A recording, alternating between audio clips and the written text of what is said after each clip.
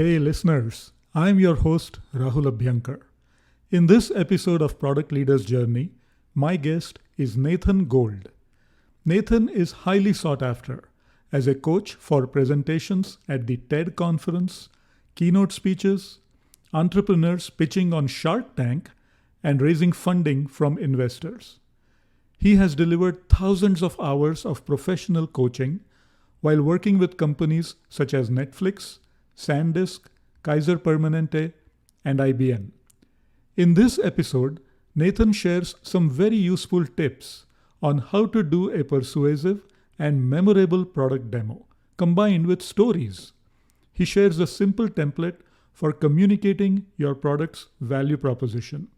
He also talks about the secrets of designing, scripting, and delivering high-stakes presentations, including how to harness your speaking anxiety. Nathan, welcome to Product Leaders Journey. I'm so happy to see you again. Well, thank you, Rahul. I'm grateful for your time and being here. You know, I think we've known each other nearly 10 years, if I'm not mistaken. Absolutely. So let's jump into it. So you go by Nathan Gold, the demo coach. Yes. So tell me about demo coach and what was the genesis of that? You know, there was a conference at one time in Silicon Valley called Demo. Mm-hmm. And they used to invite 50 to 60, sometimes 70 companies to come up on stage, present a demo of their product. And normally those products were in very early stage, not even out and about. The whole idea was you had to do a live demo on stage. And you had exactly 5 minutes. No smoke and mirrors. Like you couldn't fake anything. And so I worked at 2 companies in my career that went to that conference. Okay. And in both cases, I don't like to brag, but our company won the Demo God Award. So that leads me to how did I become the demo coach? In April of 2008, I got laid off of SanDisk. I decided to just never let that happen again. So I thought, what can I do? Well, I can go coach those companies at demo twice a year. If I could get 5 or 10 or 15 of those companies, you know, maybe there's a business there, which there was. And I even wrote a book called Giving Memorable Product Demos, just to back up myself as not as a writer, but as an author. So when people looked me up, aside from demo, nobody knew who I was. So when they looked me up on Amazon, if you have a book, publish, you're somebody instantly. Yeah. And my book is really just an articulation of everything I was coaching people to help them with their demos. And then I ran into my first startup who asked me, can you help me pitch to investors? And that's what kicked off my second huge phase of my business. Yeah. So I want to stay on this topic of demos for a little bit. Okay. You see a lot of demos, and they tend to start with some kind of a dashboard that has a ton of data on that dashboard, right? Yeah. And all the demos typically go through just a sequential list of things to cover in the demo, almost as how the pages are laid out in the dashboard on the screen. Yeah. And those are boring. Oh, no kidding. Right? And so what really separates a great demo from a good demo? The purpose of a demo is the key. Most people don't realize what the demo is for. They think they're there to show the features and functions of the product. And it is so far from the bullseye that I was lucky that the first demo I did with this new sales guy, he said, Nathan, I got this really important possible customer I want you to come out and demo to. And I start going through feature, function, feature, function. And when you press this and feature, function, just like I would normally. Yeah. And boy, did I get my head handed to me in the car afterwards. Oh my God. Yeah. But this guy laid into me and made me realize that I could have completely blown the meeting because the purpose wasn't to demo features and functions. The purpose was to convince the audience that this product can solve their problem. And I didn't even bother with asking them anything. I didn't ask them. So I'm just curious, what kind of data do you have right now? How do you use the data? I didn't ask anything. Yeah. I was just a dumb, stupid demo donkey, basically. And I did what everybody does. Features. Oh, look at all this great stuff. Oh, well. But after that dress down in the car, he finally made me realize it's very easy to do a persuasive product demo, especially for business to business, because the businesses, they need to know the value of what you're doing. The features and functions are not the value. Here's the formula he gave me in the car, and I'll never forget it, and I'll pass it right on to you and everybody listening. FBR. He said, Nathan, whenever you talk about a feature, F, make sure that before you go on to the next feature or set of features, that you explain or remind the audience about the benefits. The B. Benefits can also be called outcome, value, and then the R. R is, now the reason we have these features in the product is because, and now you have your chance to share a reference story. So that's how you tie stories into doing demos. You give a feature, you tell the benefit, and then you say, and one of our customers, as an example, very much like all of you here, they blah, blah, blah before you came, blah, blah, blah. And you give a little short story about one of your references. Reference selling 101 is the other thing he made me realize is so important. FBR, feature, benefit, reason. Nice. That's a great acronym to remember. Yeah. It worked. It still works today. Nathan, when we think about complex tech products, how do we reduce that complexity, especially when you have to do a demo? Well, I would put the answer to that question primarily on the salesperson that you're working with in the business, because they're the ones that should know what the main value is for the customer. And then you go in there as the person doing the demo, I would validate that. Yeah. I would say, oh, just to make sure I don't waste everybody's time, in the short minutes that I have, the most important thing I could do for you in your demo today is show you this. Is that true to everybody? Is that everybody's understanding? Okay, great. So there you go. That's one way. You validate it right on the spot. If you don't know your audience, ask. If you still don't know your audience, maybe you shouldn't even demo, or you come up with such a flyover and then stop and say, what you've just seen, what can I go deeper on? There is the aspect of actually doing the demo. Right. But when it comes to creating the demo, what can you share in terms of what or how we should go about thinking about how to create the demo? Whenever I've done a demo, I take the FBR and I start with the B. What are the benefits that this company can get? What are the outcomes that they'll get by using this product or service? And I'm going to pick the features or functions that will illustrate those values quickly to generate conversation. Because when we go into demo, in most cases, that first demo is just to prove that the thing works. You might have to come back again for a deep, deep dive with the technical crew, but that's a different kind of demo. When you're demoing, you have to look at the level of the person or the people you're demoing. And I'm going to concentrate just for the moment on we're still in the sales process. Once they say, yeah, this looks great, let's get back here and I'll get my 10 IT guys to sit down with you and make sure this all works with our own data.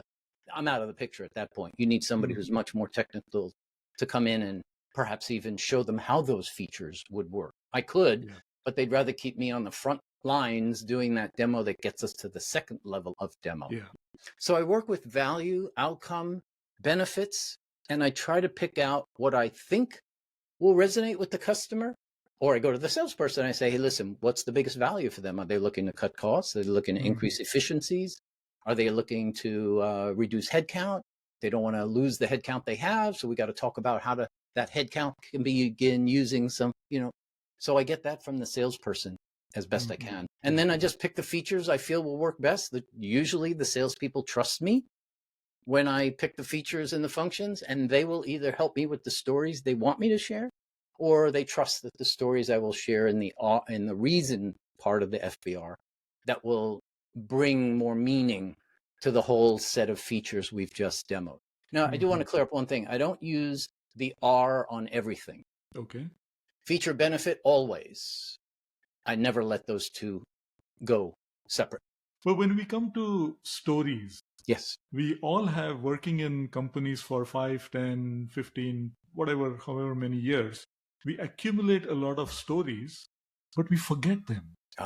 Because we don't have a good way to keep track of stories. And then when we are in a job interview, Hmm. and then you get the question, well, tell me about a time when blah, blah, blah. Yes. So we don't have a good way to remember our stories. So Mhm. what is your advice on how do we do that? That's a fun question for me to answer because in 2009, I read a book called Hmm. What's Your Story? And Craig Wortman, the author of that book, had a chapter on something called the story matrix. We have our stories, they're up here, Yeah. but how are you going to get to them when you need them? Very hard Yeah. sometimes. Or remember those cool things that happened 2 years ago, 3 years ago. So Hmm. a story matrix is a very simple way to keep track of your stories. And you can start right now. You just Yeah. need a Word document or a Google document and put a table on it. And a Okay. basic story matrix has 4 columns according to Craig: success, failure, fun, and legend. Those 4 basic kinds of stories. You can Okay. change if you want, but we all have success stories. If you don't like the word failure, change it to challenges. It doesn't really matter. Fun stories, and then legend stories. The legend story column are stories that are told so often that they Hmm. become legendary. Like how you got Okay. your CTO to leave one major big Fortune 100 to join your company, and it's like that Yeah. becomes a legendary story.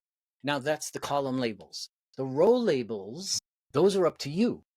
Okay. So if you're a startupper or you're a founder or co-founder, you're going to have stories like investor stories, Hmm. pitching stories, sales stories, me stories, QBR stories, right? Yeah. And Yeah. then you have a successful QBR story. You go into the success column, over to the QBR, you make a note. In my story matrix, and I have multiple because they get very dense, Yeah. I put the date. I like to know the date of the story and a couple of Hmm. words: the person's name, the situation, maybe the title of the story, because then I can Yeah. look back on it and immediately know what that story is. And I can tell you without hesitation that there are stories I tell today that are only because of my story matrix. I wouldn't Hmm. remember them if Yeah. I didn't go back and look at something that happened 5 or 10 or even more years ago. There are so many wonderful stories that we all hear that Right. maybe they're not just stories about I, me, and my. Your story matrix can have stories that you heard today on this show. I heard a Yeah. story about this guy, blah, blah. That can be on your story matrix. Hmm. Third party stories, second part, any of these second person stories, I would Hmm. have your entire management team keep their own story matrix. And then once a quarter, you come together and you say, hey, all right, everybody has to share one fun story today with everybody so that we all have more stories on our story matrix. Nathan, you go first. Tell me a fun thing that happened over the last 3 months.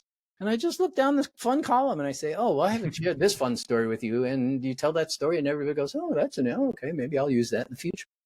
Yeah. Or even people who are in a cross-functional product team can keep their own sort of story matrix about their product. Exactly. Yeah. The Interesting. story matrix can be used for a whole lot of things, not just stories I'm telling, but Yeah. stories that are used in marketing, stories that are used in internal training and internal Right. selling and all of that. The story matrix is a really brilliant way to keep track of them. And it's free. You just need Yeah. to actually put your notes up there. Yeah. A great discipline to build because Yeah. it takes effort. Yes, once you get it set up and going, normally you don't have more than a couple stories in one day that you want to keep track of. These days, I probably have 2 or 3 stories a week that I enter into my story matrix. In the Okay. beginning, I was trying to enter in as many as I could to fill it up. Yeah. It's not the point, though, to fill it up. The point is to Yeah. put stories in there you want to remember in the future. And you can Great. dig as far Great. back into your past as you can get, and Hmm. just keep thinking, well, what happened when I first started, because we forget. And the Yeah. matrix will make it so you don't forget. Beautiful. That's great advice. So, Nathan, when we talk about products, obviously a big component of that is communicating the value proposition, Right. right? Number of different personas to cater to. So, how do we distill that, all the information that we has about the value proposition and what the product does for specific people, make some sense of this information? Yes. Excellent question. You said the magic word that value comes in many different forms. So Mm. it's going to have to be adjusted based on the audience. Yeah. It's amazing in the startup world when I ask people what their value propositions are, they tell me the what. That's why I Okay. changed Yeah. how I was helping entrepreneurs communicate their value proposition by making it so simple. And I generally coach my clients to say this: we Mm-hmm. fill in the blank, do this Mm-hmm. so that this happens. We do this Okay. so that this happens. Or we do this so that these things happen. Yeah. Cut costs, increase efficiencies, and everybody sleeps better at night. Oh, Yeah. wow, that's the value. The value is on the opposite side of that statement because people in general want to know what you do. Mm. So you say, this is what we do so that, and then mention the benefits. Okay. And the Okay. words, Do you have an example? I'll give you me as an example. Okay. I help people prepare for high stakes presentations so that they raise their money, win awards, or get a standing ovation. Okay. So that's very clear. What you do and what is the outcome for people. That's it. And all you have to Yeah. do is vary what you say on the right side of that based on the audience. Mm. If I'm not talking to a startupper, let's say I'm talking to somebody going for interviews. Mm-hmm. That's high stakes. I can say, I help people prepare for high stakes interviews so that, and then I'd have to fill in something on the side there. The Yeah. hiring manager cannot wait to hire that person. That's enough, right? That's Yeah. enough. Yeah. It doesn't have to be literal like I did with the cut costs, increase Right. efficiencies, things like that. Standing ovation is an intangible, obviously, although that's kind of Yeah. tangible, I would say. Yeah. Raising money. Well, I think what you're doing there is really creating enough curiosity and interest to want to know more. Bingo. You just nailed it, Rahul. That's the whole purpose of these pitches, these demos. And it's just so people get a confidence level in you, your company, and what you're showing them so that they want more. Yeah. Problem is most people that do demos think they only get one shot at a demo, so they have to do everything. That's such a mistake. So, Nathan, when we come to job interviews, and you talked about the story matrix and how we can document the stories that we've experienced with respect to our products and our work that we do in companies, how do we tell those stories in job interviews? Excellent question. Is there a way that we can weave those stories in? Yeah. Most definitely. In fact, your interview answers need to almost all be short stories Mm. because that's an immediate way to engage with the hiring manager you're sitting in front of Right. or with the HR person. People love Yeah. stories. And one of those stories you're going to share with them is something they're probably going to share with somebody at lunch that day. Say, boy, we had a candidate in here. He told me the story about blah, blah, blah. Oh, wow, that was so impressive. Right. And stories are the way to engage in an interview. It's not about, this, I did this, and then I did this, and I did this, and I did this. That's Right. wasteful time.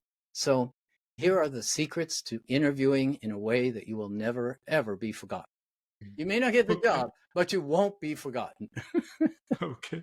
So there are two main things that interviewers, that hiring managers are looking for when it comes to bringing a person on. Two, and only two, mainly. One, how are you going to make my job easier?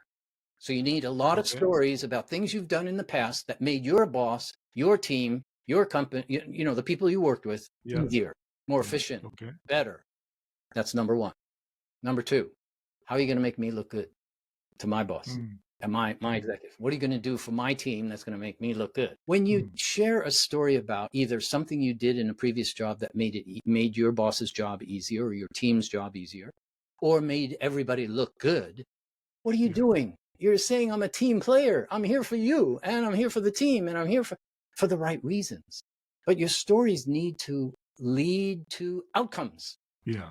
You did this. So what? What does it mean? It's back to the value proposition. I created this report. So what? I took 10 reports and I made them into one report. So what? What did it do? So that the team could get their data in 1 minute instead of a whole day. Now I get it. So if you use that kind of a story, you don't have to be obvious in saying, oh, you just made our jobs easier. Right. And I think an important point that you made there, what I'm taking away is who's the hero of the story? Who is the hero of the story? Not you. That's right. Them. You're the Yoda. Yeah, beautiful. So there you go, Rahul. Those are the two main things. And if you just walk in prepared with stories that will illustrate those two things, everything else should be fine because you're illustrating that you can produce and you're there for the right reasons. So you mentioned high stakes presentations. Yes. You coach a lot of TED speakers, people on Shark Tank, but a lot of us in companies, we are in high stakes situations presenting to internal executives, customers executives, and those are not in front of 100 or 1,000 people, 10 to 20 people. We are doing a QBR, we are asking for funding for something. High stakes presentations. When you say high stakes, what do you mean by that? Career defining moments. Hmm. Potentially is one of those high stakes situations. When you walk up on a TED stage, which is the once a year in Vancouver, Canada now, and in the front row off to the side is Bill Gates, Warren Buffett, Al Gore, that's high stakes. Yeah. That's high stakes stuff. Actually, any TED stage is high stakes. Yeah. Simon Sinek's most popular TED talk was done as a TEDx in a side room with a flip chart. What were you going to say? No, I was going to say, so there is a life cycle of a presentation, right? So let's sort of break that down. There is the putting together the material. We get so busy with creating the slides and getting the data to put on the slides. And, just so much of our time goes in that we don't leave ourselves enough time for preparing or having a script. So talk about the importance of preparing rehearsals, even for presentations that we are doing at work to a small group of leaders inside our company, for example. And what should that preparation look like? Yes. The preparation is always dependent on how competent and confident you are with whatever you're demoing or whatever you're talking about. But even if you have a photographic memory, you still need time to prepare the words to come out of your mouth. The Achilles heel of my business is getting people to practice out loud. I have tricks. Why is that? Well, because they think they can sit down with their computer, bring up their PowerPoint deck or their Google Slides and sit there and just go through it in their heads. And they think they have it. Believe me, they think they have it. And I say, okay, great. I'm not a one to judge. I'm surprised every single day. I start every new client with, hey, listen, why don't you just show me where you're at today? And they end up spending 8 minutes instead of 5. And they're not very well rehearsed. They sound like they're struggling for the words. And they all admit, yeah, it went better in my head. They say something like, it sounded better in my head than it did coming out of my mouth. In order to make sure that we are not searching for words in the moment, we should have a script. But then we don't want to sound too scripted. Yeah, well, I take exception with that word script because scripts are not for the faint at heart. It takes 1 week per minute. 1 week per minute. That's my rule of thumb. And the preparation, you need to start as early as possible. And it has to be taken so seriously that you need somebody to keep your feet to the fire. You need a Nathan Gold who you're going to meet every Thursday at 10 o'clock because every week there's always things that come up. And if you don't have somebody like Nathan or Rahul or your consultant to check in with and at least say, I didn't make much progress this week, but here's what I'm going to do before I meet with you next week. Okay, great. That happens. Now, if you write your own script, you don't have to come to the exact word. I've learned that people like to improvise. They like to wing it. And I say, okay, fine, wing it. But if you're going to wing it, make sure that when you're winging it, that if slide 1 has 2 sentences on it, you stick to 2 sentences. If slide 3 has 4, you do 4 or less and no more because you still have a clock. The minute you add another sentence and another sentence, you're adding too much time. But when you think about product managers, engineering leaders, and people in the course of their jobs where they're putting together presentations and getting ready to deliver them, I get it. They don't have 1 week per minute. Got it. Do they? No. So then we have to go with what the situation is, Rahul. If you have control over your time and you know something like a QBR is coming, don't wait. Don't wait. Start preparing when you know you're done with this QBR and going into the next QBR. What do I want to do there? What do I want to do different? Get your deck set up. And so in the weeks leading up to the QBR, you can start to prepare more easily. Right. But let's say you don't have, you have 12 days. maybe 1 minute a day or 12 hours. You got to go up there with Yeah. some notes so that when you do it, you're doing it with both sides of your brain. And Yeah. when you're saying the words, you're kind of looking at the audience saying, I wonder what the audience is thinking right now with what I just said. And you got these conversations going on in your head because the words are so natural. And the way Yeah. you make your words natural, whether you have 12 weeks, 12 days, or 12 hours, is you need to practice out loud, but not by yourself. Here's the key to amping up your ability to be more persuasive in the corporate world. Find a friend in your company or a friend Okay. outside your company that would be your audience and role play. Yeah. Practice in front of that one person and get them to push back. Just don't say, hey, that was great. Okay, see you next week. You know, like, what did you like? What do you think I could do differently? When we practice and role play, it makes such a huge difference. That's why people use me, because I force them to role play. The next step from having put together the material, having rehearsed, done the role play, is now you are in the room, whether it's a real room or a virtual room. Yes. And there is an element of reading the room before you get started with your delivery. So talk about, in a corporate setting, real rooms or virtual rooms, how do you read a room?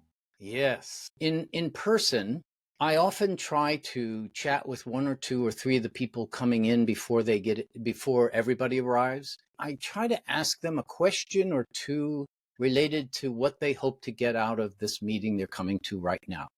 What's your goal? If you walk out, there's so many ways you can ask. Unless you know. If you can ask this stuff beforehand too, you don't have to wait until that minute. And you simply say, good morning, ladies and gentlemen. In the sharp 10 minutes I have, I've already gotten input from all of you that the top 3 things you want to hear about is A, B, and C. That's where I'm going to start unless something's changed. Anybody got an input? Okay, great. So if you do your homework, you can address your audience with that kind of confidence and meaning that they know you're not going to waste their time. So the key there is not just to say in the sharp 10 minutes that we have, I said that on purpose because I want the audience to know that I know I only have 10 minutes. And if you have 5, I'll say something like, in these 5 minutes, I plan to do this, this, and this, just to get a buy-in. And they'll nod their heads. So something to let them know you know why we're there. So if you don't give them that verbal agenda, and it's just a verbal agenda, you don't have to put a slide up. It's more friendly if it's a verbal this, this, and this. Is that okay with everybody? And then deal with it. Think on your feet. Improvise. If somebody says they jump in like that and they're the boss or they make a valid reason why you're off base, take a lead. Be a little vulnerable with them. They're your bosses. They're your execs. Great. Now, a lot of times we have to send the deck in advance. Oh, I hate that. And so while we are on slide 3, the executives are already thinking about what's on slide 8. They even have these slides printed out in front of them. They're flipping through the slides while you're talking something. So how do you address that situation? What do you do in that situation? Yeah. That's a tough one. I have worked for corporations that make you give your deck out so that people can look at it before they show up in the room. And it definitely takes a lot of the wind out of the sails for what you do when you're in front of them. One thing that you can do that isn't necessarily the best solution, but I believe that you need 2 decks. You need the deck that you send out that has all of the 8-point, 9-point, 10-point fonts on it, and people can use their magnifiers or the glasses to find everything they need without you there.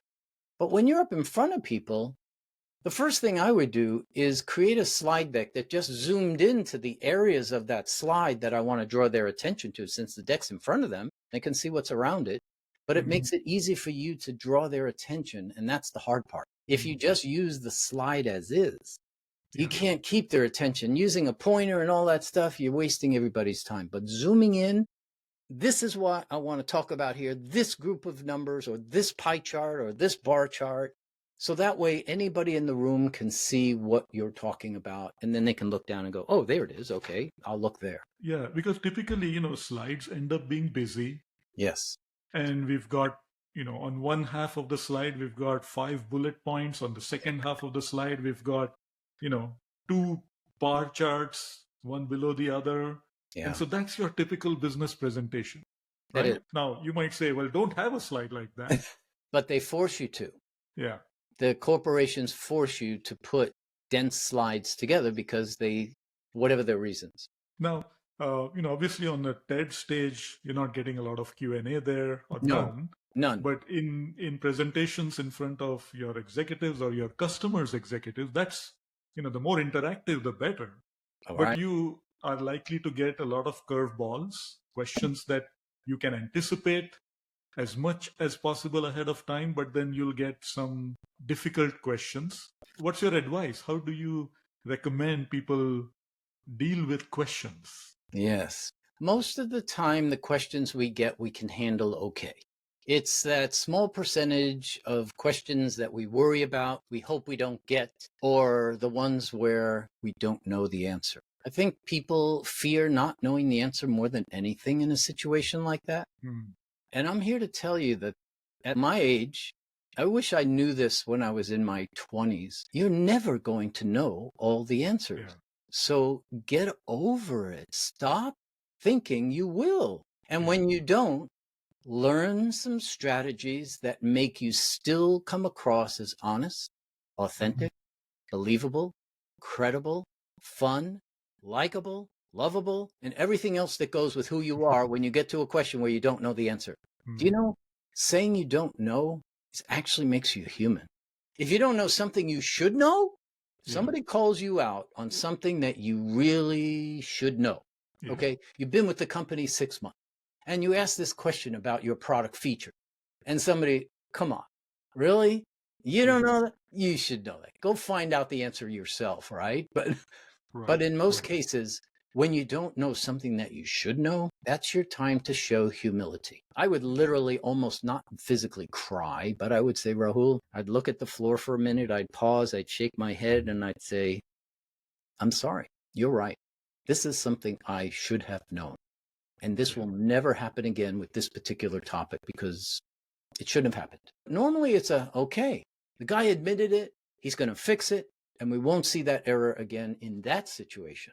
Managing anxiety and Oh, just your own emotions in that moment. yeah. There's a lot of emotion there. Oh, no kidding. So Because what do you recommend? What is your advice when you yes. coach people? Well, you're on display. So this is a very serious, high stakes situation for most people. They don't go Yeah. on display like that. They don't go up in front of a group of 10 or 20 or 30 or 50 people. So anxiety, you know what? We all have it. We all have it. So first I want to begin by letting you know that there is nothing you can do to get over the anxiety. You cannot get over it. You can manage it. But if you have speaking anxiety, that comes in a couple different flavors. There's a spectrum. I have childlike anticipation nervousness. Like for this meeting, showing up to you, I was like a little kid. I couldn't wait, but I'm nervous.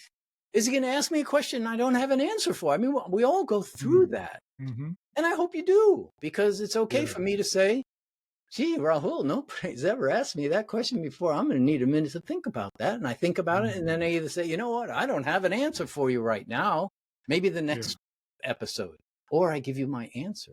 But the point is, we all have anxiety, but normally that anxiety falls on the other side of the spectrum, which is, oh my God, what are they thinking about me? Do they like my glasses? Do they think I'm confident? Are they going to believe what I have to say? And all that monkey mind talk that a good friend of mine calls it, where it's negative internal speak.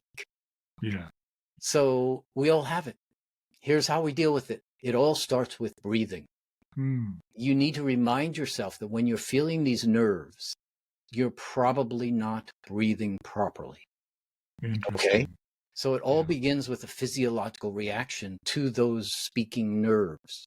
So the first thing to do is to remind yourself to start relaxing your stomach and your abdominal cavity so that you can take deeper breaths, because you're not breathing properly in most cases. When people are really nervous, they do what they call clavicle breathing, just enough breath to get into the higher upper part. And then you get onto I'm exaggerating it, but that's what people do. Or they stop breathing, like you really need to take control of your breathing, or nothing else I can tell you will work. The analogy I like to give people is, you have this beautiful black strong stallion inside you. And when a black stallion, if you don't like black stallions, have a white one or a painted, I don't care. But think of these beautiful animals out in the field, running free, carefree, strong. That's your nerves. Yeah. Now, how do we manage that horse? We harness the horse. We teach it to do what we want. And if we do it right, it will perform to perfection or to excellence. The minute you take the harness off, it can go any which way it wants. Yeah. So the breathing is part of the first harnessing your anxiety. You need to take control of your breathing. Second, take control of your posture. Because the minute you start not breathing properly, your posture starts to collapse. So make sure you open up that cavity so that the air can get down there. Everybody gets in these situations. And sometimes you can see people going, okay, I got to get my senses back here is basically what's going on. And then the third thing that I would do, depending on the situation, if you kind of know what you want to say, but you still need to gather your senses, is to turn some music on in your head that calms you down or that lights you up. I use the Rocky theme. Whenever I get nervous, I turn on the Rocky theme from the first film in my head. And if I'm really nervous, like one time I walked out in front of about 750 people, and I was unusually nervous. I was playing that music in my head, and I turned it up louder and louder and louder until it drowned out all my monkey mind games that were going on. And when I finally got to my mark on the stage, it was me at the top of the stairs with my arms in the air, ready to go into the ring, as opposed to being at the bottom of the stairs running up. I don't need time to warm up in front of an audience. And I think that's an excuse. You can warm up backstage and use the breathing, the posture, and the music as a way to get you into the zone that you want to be in. And I do want to offer you, Rahul, and all of your guests, a free copy of the book I wrote on this topic. Oh. Harness Your Speaking Anxiety. I wrote it. I put it out in 2019. It's got 18 of those how do you harness your speaking anxiety? 18 little chapters that people can have for free. You can download it off of my website for free. You don't even have to give me your name. It's not a lead gen. It's free. I wrote it to give it away. It is in Amazon, but I wrote it. Kind of you. I wrote it to give it away. I have an ask though. If you get value from the book, I ask, give it away to 2 more people. Oh, beautiful. Tell them we'll make sure that we'll get the URL and all the information, and we'll post it as part of the show notes. You're welcome. So people will have access to that. But that's so generous. That's so kind of you. Thank you. You're welcome. Yeah. I know that you love quotes. Any particular quotes that have stayed with you longer? Probably one of my favorite quotes is from Bernard Assumption. Okay. And I use this one because people don't like to practice as much. They don't treat practice and rehearsal seriously enough. And so it goes like this. Practice like you've never won. Perform as if you've never lost. Oh, wow. And just if you let those words rattle around your head a little bit, you'll realize that practice has more meaning than we've ever been giving it before. You practice as if you've never won. So there's that hunger. Exactly. Interesting. Exactly. And then of course, perform as you've never lost, which creates that whole body language of confidence. And control. Yes. I have another. My other second favorite quote is from Maya Angelou. We've all heard it more than likely, but I wanted to say it because when people say, what's the real goal of a presentation? What's the real goal of a pitch? Why am I going up there on the TED stage to present? What's the purpose? What's the real goal? And Maya Angelou hit it right out of the park when she said, people will forget what you say, people will forget what you do, but people will never forget how you make them feel. That's true. Go for the feelings. Go for the heart. You'll get to the mind instead of going for the mind and trying to get to the heart. And that can apply even in case of business presentations, product presentations. Is how you connect and create that feeling.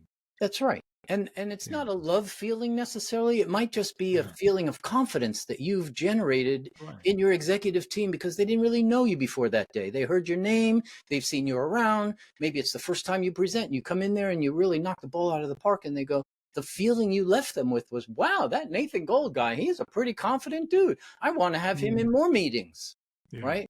Or I can trust him. I can trust that guy. That guy, man, whatever that feeling is you want them to have, start with that as your goal for the meeting in the background. Awesome. Great. Well, Nathan, thank you so much. This has been a fun conversation. So great to connect with you after so many years. Thank you so much. Rahul. You're welcome. Anytime. Hi there. This is Rahul Abhyankar. Hope you enjoyed listening to this episode. You will find the notes at productleadersjourney.com. Subscribe to the podcast, and if you like it, share it with your friends and colleagues. See you soon.